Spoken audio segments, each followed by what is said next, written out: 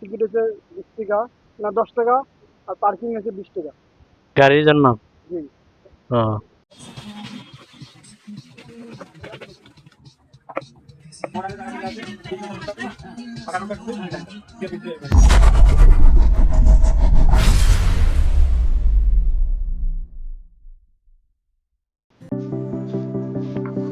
Assalamu alaikum. Hey, what's up, people? Hope you are doing fine. আজকে new ব্লগে আপনাদের স্বাগতম। আজকে আপনাদের সামনে হাজির হয়ে গেল আপনাদের মেট্রো ভাই। আশা করি ব্লগটি আপনাদের ভালো লাগবে। দেখতে থাকুন, সঙ্গে থাকুন।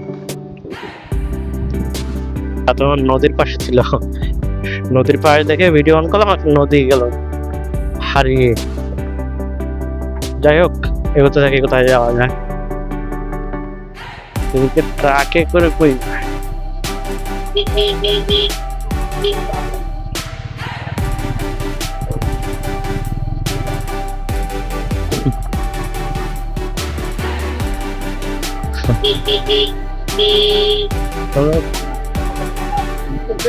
তিস্তা বাজার মনে হয়। এই যে শুটকার গন্ধ, এই যে এটা, এই যে তিস্তা ইয়ে দেখা যায়, মনে হয় রেল স্টেশনটা।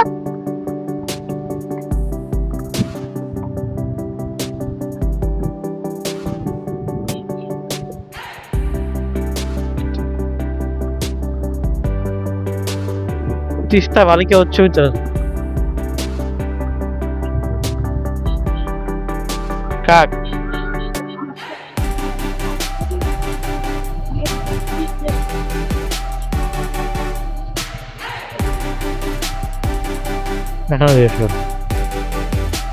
এদিকে সামনে তিস্তা ব্রিজ। এটা কি মহাসড়কে উঠবো না এই লোকাল রাস্তা?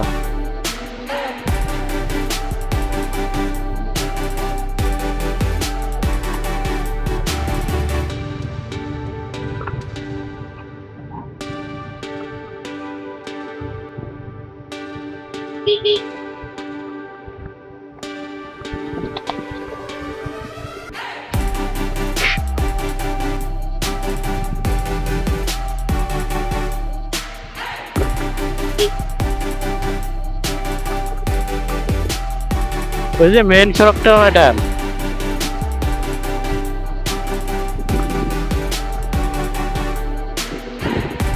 আসলে মেন সড়কে উঠতে না চাইলে কত দিক দিয়ে ঘোরা লাগে সেটা বুঝতেছি আজকে। এটা কোন রোড দিয়ে উঠলাম?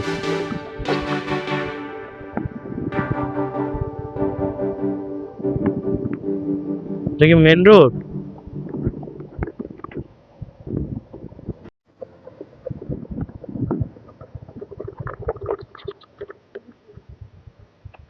ভাই তিস্তা ব্রিজ কোন দিকে? হ্যাঁ, দুইটা রেলটা, রেলটা এটা সড়ক, টুল প্লাজাতে ওটা লাগবে তাহলে এটা।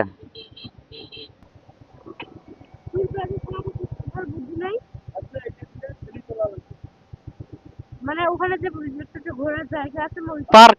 হ্যাঁ।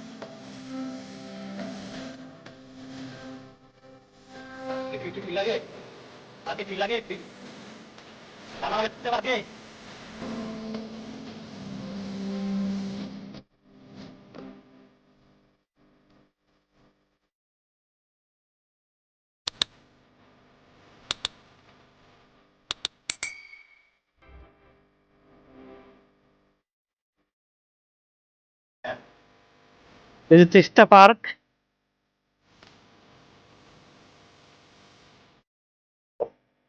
ব্রিজ কোন দিকে তাইলে? ওই যে ব্রিজটা,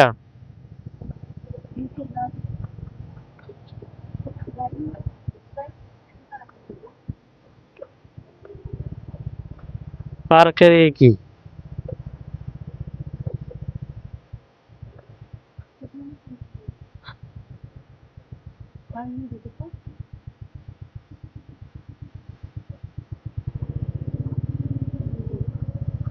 আর কোনো গেট আছে নাকি? না না, আচ্ছা, আগে জিজ্ঞাসা করে আসি, আগে জিজ্ঞাসা করি।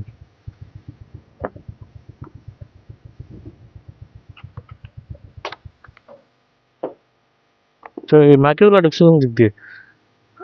ওই যে মাইক্রো, এখানে দেখতে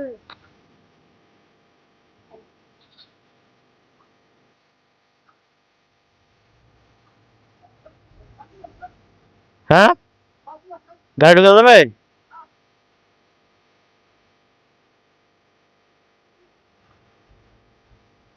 মানে এখানে কি টিকিট কি ব্যবস্থা কি হবে? যদি আপনি ভিতরে ঢোকেন, হ্যাঁ, টিকিট হচ্ছে 20 টাকা না 10 টাকা, আর পার্কিং আছে 20 টাকা। গাড়ির জন্য। হুম, ও, ভিতরে ওয়াশরুম আছে? কি আছে? এটা এরিয়া কত ঢুকে এইটুকুই? হুম। এই যে এখন সিস্টেম তো আমি যেতে পারবো সিস্টেম হ্যাঁ, ওই তো ওই দিকে। তো যাতে সঙ্গে আসলাম সেগুলো বুঝতেছি মেন গেট কি কোন দিক দিয়ে? মেন গেট লেফটের সাইডে, তো গাড়ি ঢুকলো কোন দিক দিয়ে? এই যে রেল ব্রিজ দিয়ে। ওই তো পাতা দেখা যাচ্ছে না? হ্যাঁ। এইটা ও, আচ্ছা, তাহলে গাড়িটা নিয়ে আসি।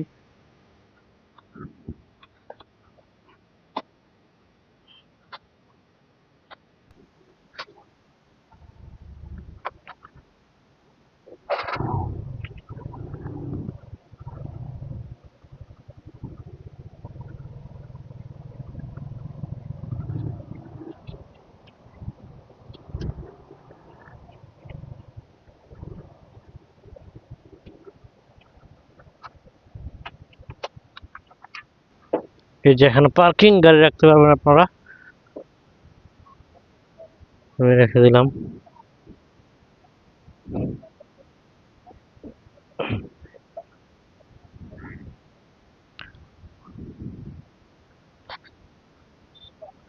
এটা হচ্ছে পার্কের এরিয়া,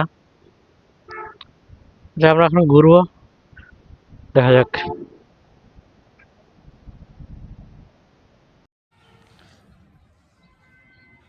তো আমরা এই মুহূর্তে আছি তিস্তা পার্কের ভিতরে। 20 টাকা মোটরসাইকেল পার্কিং আর 10 টাকা করে হচ্ছে টিকিট। আপনারা এই পার্কে আসবেন। আমি প্রথমবার আসলাম, দেখি কতটুকু। হ্যাঁ গাইস, এখানে দোলনার ব্যবস্থা আছে, আপনারা দোলনা খেতে পারেন। সামনে একটি স্তম্ভ দেখা যাচ্ছে, এখানে বসে আপনারা আড্ডা দিতে পারবেন, বন্ধু বান্ধব নিয়ে আসবেন, আড্ডা দিবেন, ভালো একটি সময় কাটবে। তো আশপাশটা একটু ঘুরে দেখতেছি আমি, যেহেতু আমি প্রথমবার আসলাম। এদিকে এগুলা চরকি, বিমান চরকি, আপাতত এটা বন্ধ আছে। রানিং থাকলে আপনাদেরকে দেখাতে পারতাম, বাচ্চারা এখানে উঠে খেলা করতো। তো ফ্যামিলি টাইপ একটি পার্ক, সবাই ফ্যামিলি নিয়ে আসবেন, ঘুরবেন। সামনে একটি ট্রেন রাস্তা, এখানে ট্রেন চলাচল করে, বলতে একটি ট্রেন ব্যবস্থা আছে, এখানে বাচ্চারা উঠবে, ট্রেন চলাচল করে। তিস্তা পার্কের একটি ব্যানার, উপরে দেখা যাচ্ছে ছোট ছোট কুঁড়ে ঘর। ওই পাশে পিছলা খাওয়ার একটা জিনিস, বাচ্চারা উপরে উঠে তারপর পিছল খেয়ে নিচে পড়ে। তো আমরা একটু ঘুরে ঘুরে দেখতেছি, আপনারা যারা ফ্যামিলি নিয়ে আসবেন তাদের জন্য একটু ভালো সময় কাটানোর জায়গা। আমিও আমার ওয়াইফ নিয়ে এসেছি, ঘুরতেছি, দেখতেছি, ভালো লাগতেছে। সামনে যেটা দেখা যাচ্ছে এটা হচ্ছে হাতির ঝিল, এটা হচ্ছে গরিবের হাতের ঝিল বলা হবে। নিচে পানিটা একটু বেশি হলে ভালো লাগতো, পানির উপর দিয়ে ব্রিজটা দেখতে অনেকটা সুন্দর লাগতো। যেহেতু শুষ্ক মৌসুম, বৃষ্টি নাই, তাই এরকমটাই আছে। তো আমরা এখন ট্রেনের দিকে একটু এগিয়ে যাই, ট্রেনটা দেখাই আপনাদের। তা এই মুরব্বি দাঁড়িয়ে আছে কেন?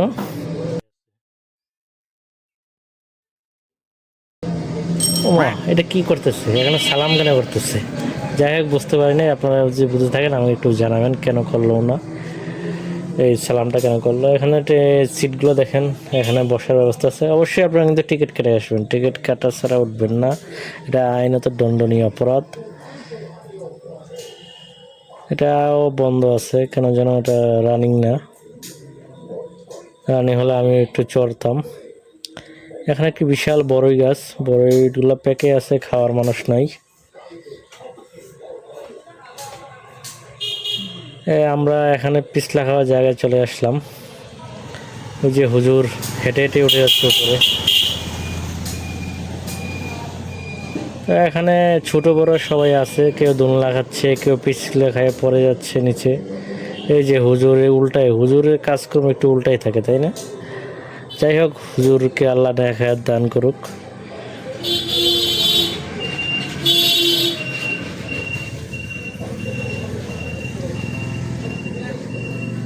তারপর এখন আমরা একটু উপরে উঠি। উপরে উঠে আমি একটু দেখি, উপর থেকে নিচে নামি, আমি একটু ছোটোবেলায় ফিরে যাই। অনেক স্বাদের এই খেলাধুলার জায়গাগুলা। চলেন উপরে উঠি সিঁড়ি বেয়ে। বাচ্চারা এখানে খেলা করতেছে। এখানে মনে হচ্ছে আমার সাথে বড় বাচ্চাটা এখানে খেলতে যাচ্ছে, তাই বললাম যে যদি সাহস থাকে নামতে পারো তো নেমে যাও, সমস্যা নাই, শৈশবে ফিরে যাও। শৈশবের কিছু স্মৃতি তো অন্তত উপভোগ করতে হবে, কারণ এখন বড় হয়ে গেছি, শৈশবটাকে আর ওইভাবে ফিল করতে পারি না। তাই বললাম দেখো, দেখান দিচ্ছে, কিন্তু ব্যালেন্স রাখতে পারবে কিনা আমি একটু সন্দিহান। আসলে ব্যালেন্সটা রাখতে পারিনি, অনেক দ্রুত এবং একটু ভীতভাবে নিচে নেমে গেল।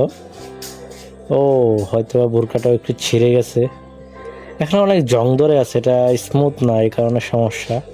কর্তৃপক্ষ হয়তো বা ওইভাবে এগুলোর দিকে একটু নজর দেয় না, মানুষ হয়তো বা এতটা আনাগোনা নেই। হুজুরকে বললাম একটু, হুজুর, এই তো হুজুর সুন্দর করে নেমে গেল, হুজুর উপভোগ করতেছে, আলহামদুলিল্লাহ। তো চলেন উপর থেকে আপনাদের দৃশ্যটা দেখাই। দৃশ্যটা মোটামুটি সুন্দর, এভারেজ, আপনারা ঘুরতে আসতে পারেন, খারাপ না। বিকালের সময়টা সুন্দর কাটবে। তো আমি একটু হেঁটে হাতির ঝিলে উঠে গেলাম। এটা হচ্ছে গরিবের হাতির ঝিল। তো এটার উপর এ পাকতে উঠে ও পাকে নেমে যাব।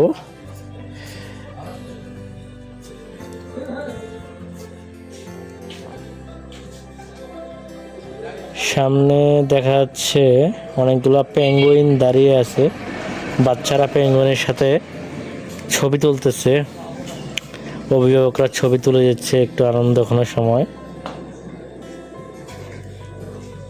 সামনে ঘোড়া দাঁড়িয়ে আছে, ঘোড়া পার করে আমরা চলে এলাম কালো হাতির কাছে। কালো হাতি তার সুর উঁচু করে দাঁড়িয়ে আছে। এখানে অনেক মানুষ দেখা যাচ্ছে, মনে হয় আজকে ওদের একটি বনভোজন ব্যবস্থা ছিল, অনেক দূর থেকে এসেছে, মেবি অনেক লোক সংখ্যা নিয়ে, তাই তারা একটা খাবার ব্যবস্থা করেছে, তারা দুপুরে খাওয়া দাওয়া করতেছে। এমন অবস্থায় সবাই বসে খাবার খাচ্ছে। তো এই যে সামনে দেখতেছেন, এটা হচ্ছে ভোজনবাড়ি একটি রেস্টুরেন্ট। এখানে আপনারা সব ধরনের দুপুরের খাবার পাবেন, গরু মাংস, যাবতীয় যা খাবার থাকে। তো আমরা একটু এখন ওই বাদের দিকে যাচ্ছি। এই সিঁড়ি বেয়ে উপরে ব্রিজটা দেখা যায়, আমরা ব্রিজের ওপাশে বাদটায় উঠতেছি। চলেন যাওয়া যাক। এই যে দেখা যাচ্ছে ব্রিজটা, এখানে 2-4টি দোকান আছে যেখানে ঝালমুড়ি এবং স্টেশনারি যে খাবারগুলো আছে এগুলো পাওয়া যায়। এখন তো পানি নাই, সম্পূর্ণ শুষ্ক একটা মৌসুম। এখানে চরের মানুষরা চাষাবাদ করে, তাই পানি থাকলেও এই জায়গাটা আরো অনেক স্মুথ এবং একটা পরিবেশটা খুব সুন্দর লাগতো, বাতাস আসতো, পানি। এই যে পাশে একটা দোকান, এখানেও খাবারের ব্যবস্থা আছে। এই সোজা পরে আমরা ওই রেলওয়ে স্টেশন যেতে পারবো। ওই যে দেখা যাচ্ছে একটা রেল ব্রিজ, এটা হচ্ছে তিস্তা রেল ব্রিজ। এটা হচ্ছে সড়ক ব্রিজ।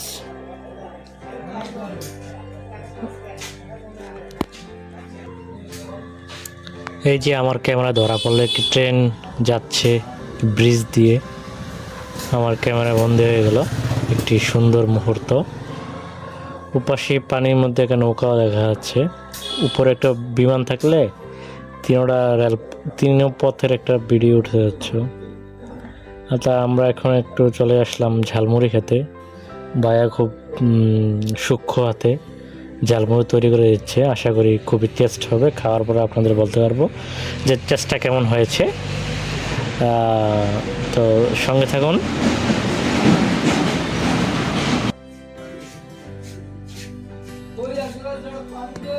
শেষ হয়ে গেল, তাই এখন পরিবেশন করতেছে আমাদের।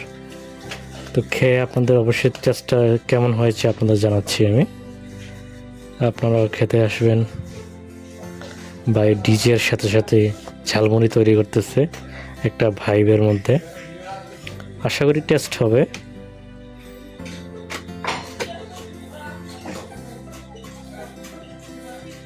এই যে এখন যেগুলো দিচ্ছে এগুলো আবার আমার পছন্দ কম। চাটনি, তারপরে সস, চানাচুর ঠিক আছে, তারপর আবার কি কি দিচ্ছে এটা, তেঁতুলের না জলপাইয়ের কিছু একটা।